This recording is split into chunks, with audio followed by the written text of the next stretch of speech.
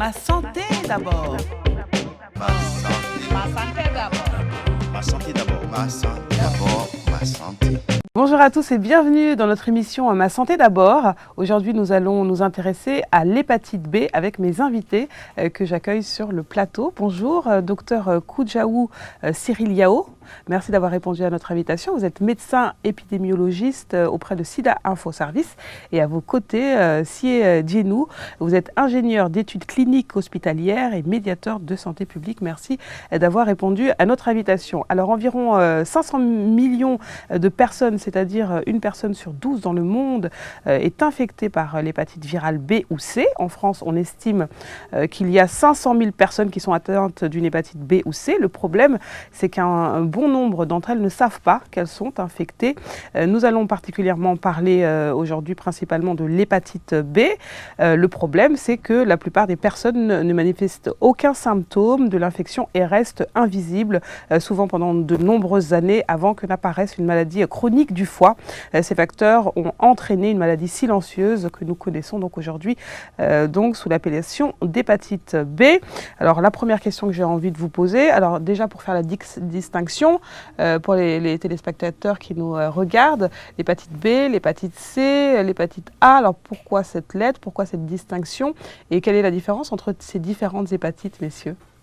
Qui veut s'y coller Écoutez, l'hépatite, comme vous l'avez si bien dit, c'est d'une façon générale l'inflammation du foie. Oui. Et quand on dit inflammation du foie, il peut y avoir plusieurs causes, notamment des causes d'origine virale, des causes d'origine bactérienne, parasitaire ou bien alcoolique ou bien de comportement de la vie quotidienne et tout ça.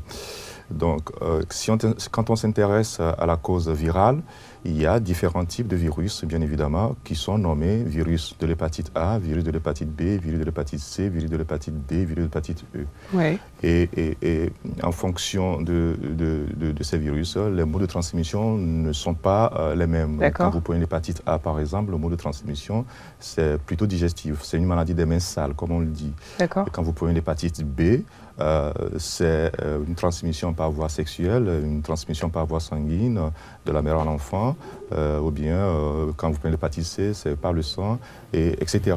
Donc la distinction, c'est que c'est des virus qui se comportent, on va dire, d'une façon différente dans le mode de transmission par rapport à cette infection. Oui. Et que par rapport, le point commun de ces virus, c'est qu'ils ont une prédilection pour le foie et l'évolution de ces maladies qui sont liées à ces virus-là est différente en fonction que ce soit la A, la B ou la C ou bien la D ou la E. Voilà un peu la distinction qu'on peut faire. Alors, il est aussi important d'expliquer qu'il y a des zones dans le monde dans lesquelles l'épidémie est plus répandue, parmi lesquelles l'Asie du Sud et de l'Est, mais aussi l'Afrique subsaharienne.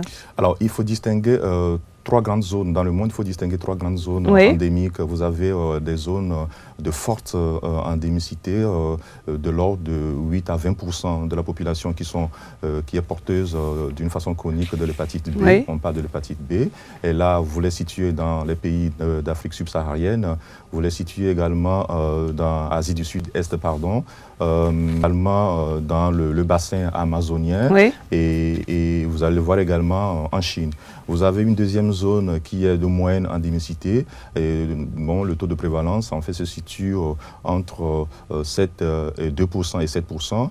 Et ça concerne les pays d'Amérique centrale, les pays d'Amérique du Sud, et également le continent indien. Oui. Et vous allez voir également ces mêmes prévalences au niveau du Moyen-Orient. Maintenant, il y a des pays qui sont dans des zones d'endémicité faibles, inférieures à 2%. Ça concerne les pays de l'Amérique du Nord, l'Europe occidentale et l'Australie. Et la France, par exemple, vous avez un taux de prévalence qui tourne autour de 0,65%. Est-ce que c'est une maladie de la pauvreté ? Oui et non, parce que ça dépend des modes de transmission. Vous savez, on peut être, par exemple, riche et puis être toxicomane. Et quand la transmission se fait également par la voie sanguine, on est toxicomane, on peut être contaminé. Mais c'est vrai que quand on est pauvre, on n'a pas toutes les informations. Justement, ce n'est pas la prévention, la santé, le dépistage qui est le premier besoin pour les gens qui sont pauvres, c'est aller chercher à manger, etc. Tout ça. Et donc, du coup, on peut considérer quand même que c'est des gens qui, entre guillemets, négligent en fait les méthodes de prévention vis-à-vis de cette maladie comparativement ceux qui ont les moyens justement de se faire traiter ou bien d'aller se faire dépister régulièrement. Alors si est-ce que vous pouvez nous dire comment on contracte l'hépatite B? Comment ça s'attrape? Alors il y a 3 voies principales de contamination qu'on peut attraper le virus de l'hépatite B. Alors d'abord il y a la voie sexuelle. Oui. Donc lors d'un rapport sexuel non protégé, et que si quelqu'un vit avec le virus de l'hépatite B peut contaminer son partenaire. Et il y a la voie sanguine, par exemple, de sang à sang, par exemple, partager les rasoirs, les brosses à dents. Les brosses à dents? Oui, même les brosses à dents, par exemple, quelqu'un qui se brosse avec des brosses, et si la personne saigne, parce que c'est ça aussi le problème du virus de l'hépatite B, parce que c'est le taux de contamination, c'est-à-dire ça s'attrape plus rapidement même que le virus du VIH. Oui. Alors donc de sang à sang, et puis à la voie transversale, c'est-à-dire une maman qui enceinte peut transmettre le virus de l'hépatite B à son enfant, pendant la grossesse, soit pendant l'accouchement. Comment se protéger de l'hépatite B? Un moyen simple, la vaccination, puisqu'il y a un vaccin contre l'hépatite B. Alors, je pense qu'il faut se baser sur ça, encourager la personne à aller se faire dépister. Parce que si aujourd'hui on arrive à faire un dépistage, d'abord on se dépiste tôt, et qu'on peut mieux se soigner, on peut prévenir la complication. Et si on a cette chance de ne pas rencontrer le virus de l'hépatite B, il y a effectivement la vaccination qui existe. Oui. La personne pourra se faire vacciner. Elle n'est pas obligatoire, mais elle est fortement recommandée dans certains cas. Oui. Pour les nourrissons qui sont nés en France, pour les enfants de moins de 15 ans qui sont nés en Afrique, et il faut d'abord les dépister. Et s'ils ne portent pas le virus, il est recommandé de les vacciner. Pour toutes les personnes également nées en Afrique, il est recommandé de se faire dépister. Il faut également d'abord se faire dépister et ensuite se faire vacciner si elles ne portent pas le virus. Là, ce que vous dites, effectivement, c'est des recommandations qui sont valables sur le territoire français. Oui. Et donc, bien évidemment, la plupart des migrants subsahariens, quand ils viennent, évidemment, ils ne savent pas du tout, en fait, qu'ils sont porteurs ou bien qu'ils sont malades qui sont porteurs de ce virus-là. Le vrai problème, c'est que dans les pays africains également, qu'il y a en tout cas un début de considération, de prise en charge, en tout cas de priorisation de ces maladies-là. Ne serait-ce que informer les gens. Tout à l'heure, mon collègue là, me disait, en fait, pour un bilan justement de dépistage en Afrique et tout ça, vous tournez autour de 80 000 francs CFA. Donc ça veut dire quoi? C'est plus cher que le VIH. Ça fait un peu plus de 100 €. Vous êtes à 120, 130 €. Donc du coup, si vous demandez à des gens justement qui ont d'autres besoins d'aller se faire dépister pour une maladie dont ils ne connaissent pas enfin, les tenants et les aboutissants, ce n'est pas du tout leur priorité. Ça c'est clair. En plus, peut-être, même quand ils sont découverts porteurs de ce virus-là, peut-être que derrière, il n'y a pas du tout de dispositif de prise en charge et tout ça. Donc finalement, les gens, effectivement, ils se posent des questions à savoir et tout ça. Donc du coup, c'est vrai. Surtout qu'il n'y a pas beaucoup de communication sur ces maladies. L'hépatite B, tout le monde ne sait pas ce que c'est. C'est ça le gros problème, effectivement. C'est ça, par exemple, quand nous partons dans les foyers qui hébergent les travailleurs migrants, par exemple, quand on les dépiste, il arrive, je les pose la question, est-ce que vous avez déjà entendu parler de l'hépatite B? Non, c'est vrai. C'est un peu, c'est la particularité de cette pathologie. Ça veut dire que tu peux vivre avec cette pathologie et mourir de vieillesse. Et c'est ça, ça complique le suivi de ces personnes qui vivent avec une hépatite, qui doivent venir à l'hôpital et régulièrement rencontrer son médecin qui dit, bon voilà, monsieur ou madame, vous avez un virus dans votre sang et souvent, généralement, vous n'avez pas besoin de traitement. Alors, vous dites, je suis malade et je n'ai pas besoin de traitement. Et vous devez venir chaque 6 mois ou chaque année pour quand même faire un bilan pour voir est-ce qu'il n'y a pas une multiplication, parce que le côté un peu de ce problème d'hépatite B, c'est quand il y a une multiplication rapide à un moment donné du virus, ça détruit rapidement le foie. Oui. Donc c'est pourquoi il faut venir périodiquement ça va, pour faire un bilan. Et sinon, on peut vivre avec l'hépatite B et mourir de vieillesse. Il y a un seul cas de vaccination obligatoire, c'est pour les femmes enceintes. Voilà, bon, oui, ça fait partie en fait de la consultation prénatale, effectivement. Celles qui se font dépister en cours de grossesse et à qui on découvre une hépatite B, là, on les vaccine. On les vaccine, pour protéger les bébés. Ouais, exactement. Et dans ce cas-là, les enfants, ils sont protégés. Les enfants sont en danger quand la maman, effectivement, est porteuse du virus de l'hépatite B. Si ça n'existe pas, le problème se pose. Donc, le vaccin ayant pour but, effectivement, d'empêcher que l'infection, la contamination ait lieu. Donc, si la maman est vaccinée, bien évidemment, on suppose quand même que la maman ne sera pas contaminée, donc l'enfant ne sera pas en danger. Alors, nous avons été faire un petit reportage dans les rues de la capitale, donc essayer de savoir un peu si les personnes rencontrées connaissaient l'hépatite B. On va vous montrer les images et vous allez nous donner vos réactions dans un instant. Avez-vous déjà entendu parler de l'hépatite B? Qu'est-ce que c'est? Oui, j'ai déjà entendu parler de l'hépatite B. Oui, souvent à l'école. Oui, bien souvent. Par contre, je ne sais pas ce que c'est. Oui, j'ai entendu parler de l'hépatite B. Oui, bien sûr, ça existe en Afrique même. Oui, si, il y a déjà entendu parler de l'hépatite B. Alors, c'est une maladie virale. C'est une maladie qui est vraiment très dangereuse, qui concerne le foie, quoi. On peut en mourir, je crois. Bon, pour moi, l'hépatite B, c'est une maladie du foie qui atteint le foie. L'hépatite B, c'est une maladie justement qui attaque le foie et le sang par une détérioration des cellules et une diminution des globules blancs. L'hépatite B, c'est une maladie qui attaque vraiment le foie et le globule dans le globule blanc et rouge. Donc ça attaque tous les neurones du système. Elle attaque les intestins grêles. Comment se transmet-elle? Je ne sais pas non plus. Je sais qu'il faut être vacciné, qu'on nous dit de nous vacciner contre cette maladie, mais comment elle se transmet, il n'y a pas beaucoup d'informations sur ce sujet. Cette maladie se transmet par contact, la lessive, tout ça, et par le sang. On attrape par le sang ou par les sécrétions vaginales ou par la salive. Non, pas par la salive, par les sécrétions vaginales, exactement. Par le sang. Bon, selon moi, l'hépatite B se transmet par voie sexuelle ou par la mère à l'enfant. Juste, ça se transmet vu des contacts physiques et parfois des salives. Par le sang, par le sexe, des fois, ou par les injections. Avez-vous été vacciné? Non, pas encore. Non. Oui, j'ai été vaccinée.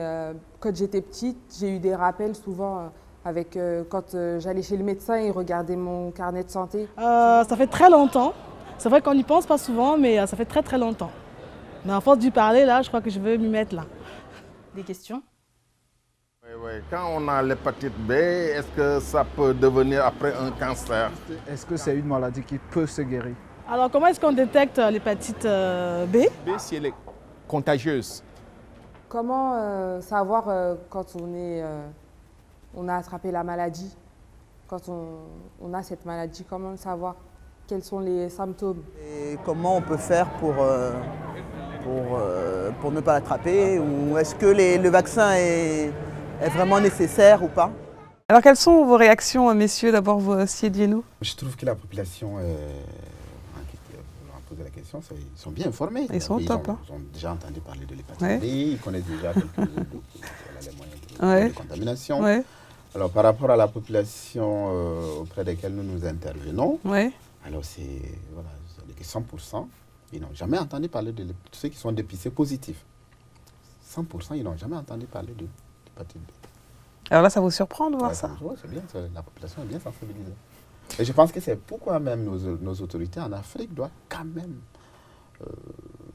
mettre des actions de sensibilisation. Et puis, je pense qu'il y a quelques pays, le Sénégal, le Burkina, la Côte d'Ivoire ou certains pays, qui ont maintenant, il y a quelques années, qui ont introduit la vaccination de l'hépatite B dans leur programme élargi de vaccination.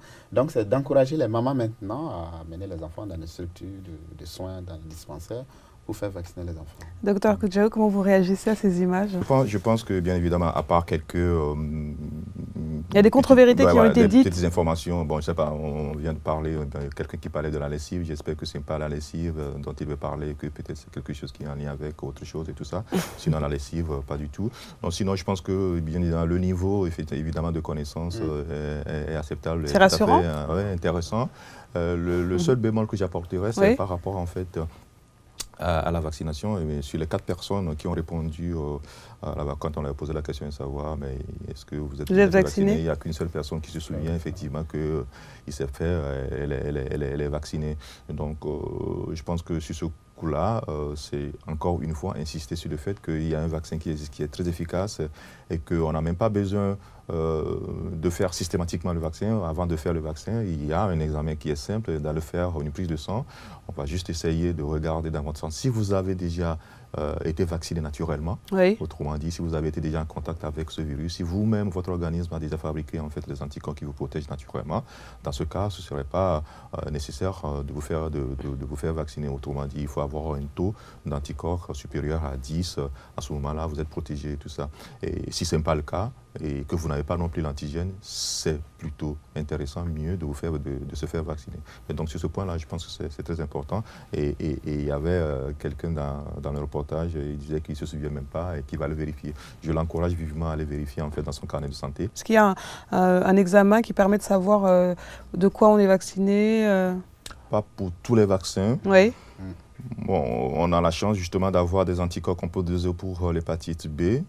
Il y a certes des anticorps dans certaines maladies qu'on peut faire, mais le plus souvent c'est dans des cas de recherche parce que ça coûte cher. Donc ce n'est pas du tout quelque chose qu'on peut faire dans la routine et tout ça coûte cher.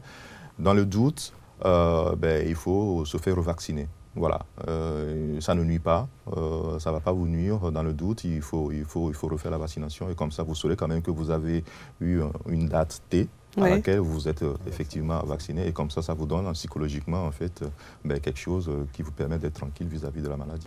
On va revenir sur ce qu'on abordait tout à l'heure, à savoir le dépistage. Alors comment ça se passe lorsque on va faire un dépistage? Alors je vais faire mon dépistage et on me découvre une hépatite B. Quelle est la prise en charge? Comment ça se passe après?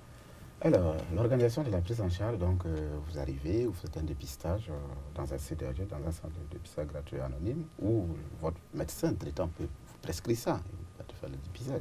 Donc, si vous venez, et puis bon, on a découvert l'hépatite B en vous, l'antigène ASBS, et puis on confirme, on fait la PCR, ça veut dire que faire une charge virale, voir la quantité de virus, est-ce que vous avez beaucoup de virus dans votre sang? Ça, vous le situez. Donc, en fonction maintenant de ces résultats, on essaie aussi d'évaluer comment votre foie arrive à supporter. Donc, on fait un fibrotest, un fibrocamp pour voir l'état d'altération de votre foie.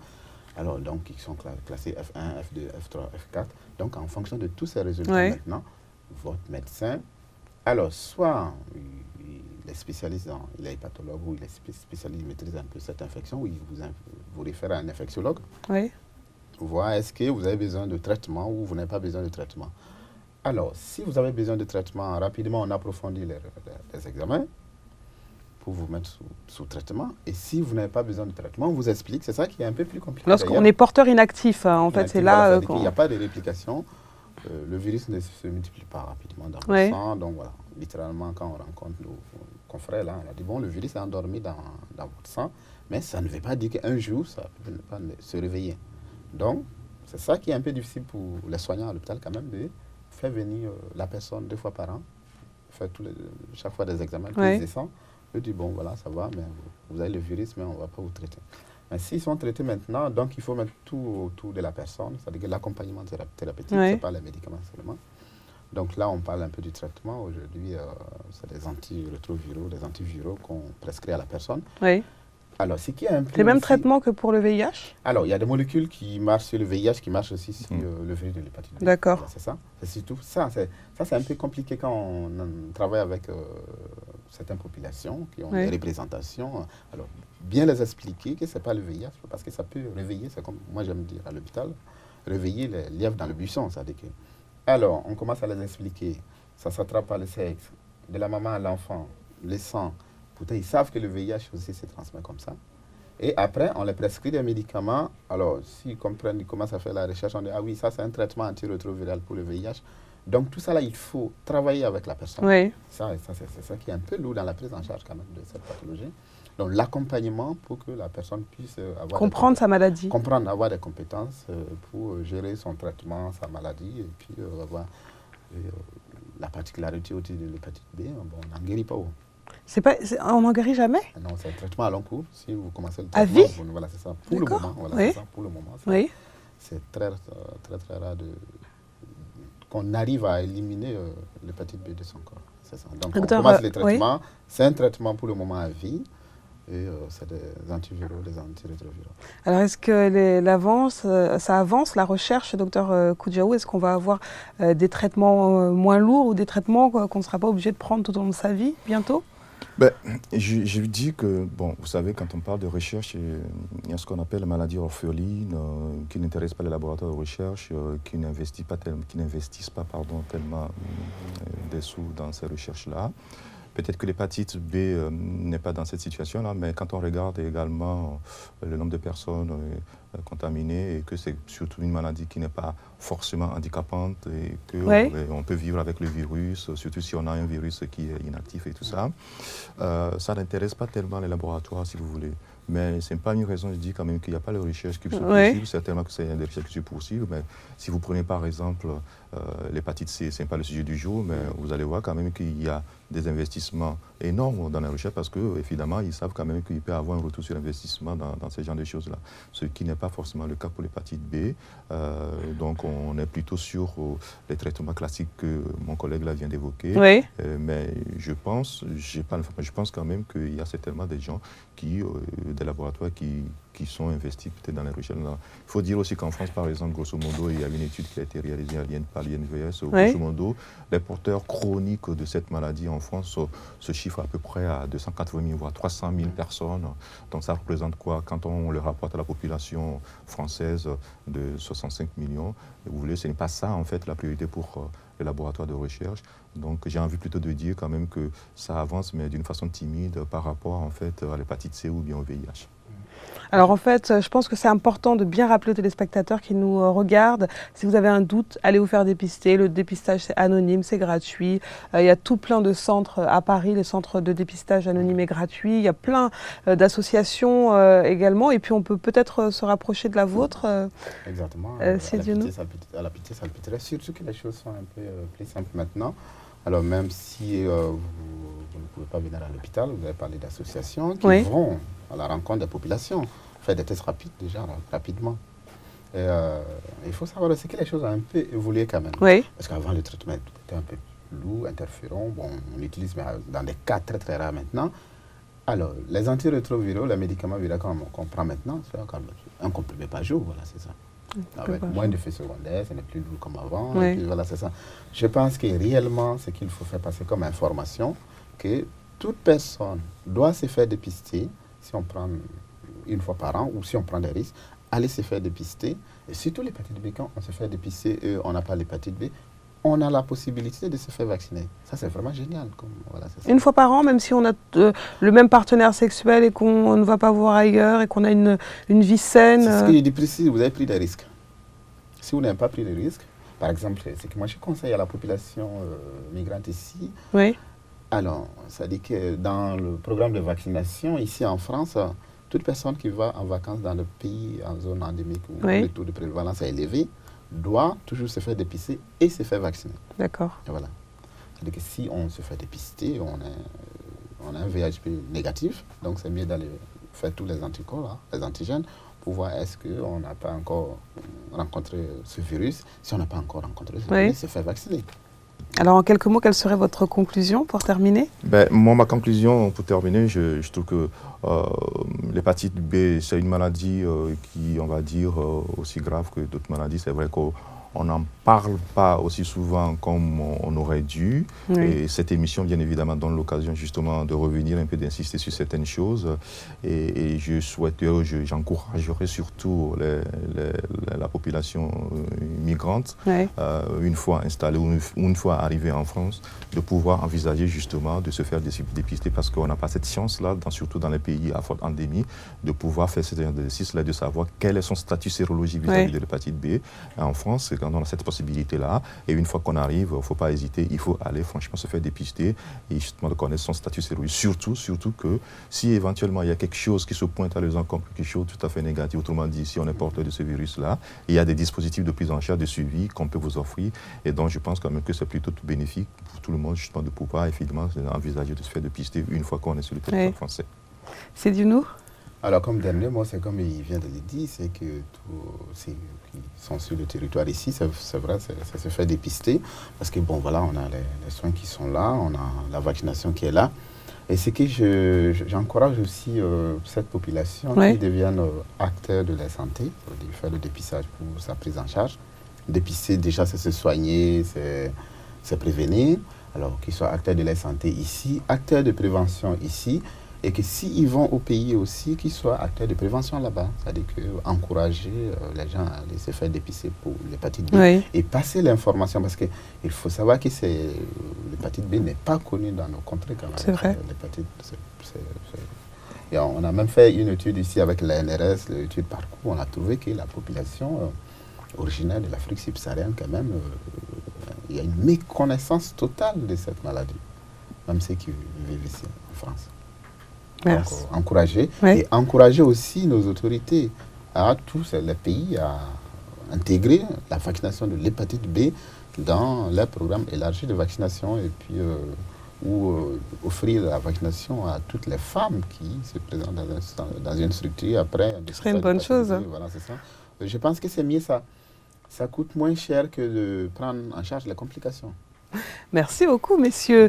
Alors, les numéros utiles pour vous, téléspectateurs, si vous voulez en savoir un petit peu plus sur ce sujet, si vous avez un doute, donc, n'hésitez pas, SOS Hépatite au 0800 004 372, je répète, 0800 004 372, et le site de l'INPES et du ministère chargé de la Santé pour toutes les questions de santé et de prévention, www.lasantépourtous.com, également sur le site de SIDA Info Service et les infos sur l'hépatite B. Et il y a également un numéro, effectivement, un numéro vert, qui est je pense le 0800 845 800, effectivement, que les gens peuvent composer pour avoir des informations sur les hépatites. Merci beaucoup d'avoir répondu à notre invitation. À très bientôt.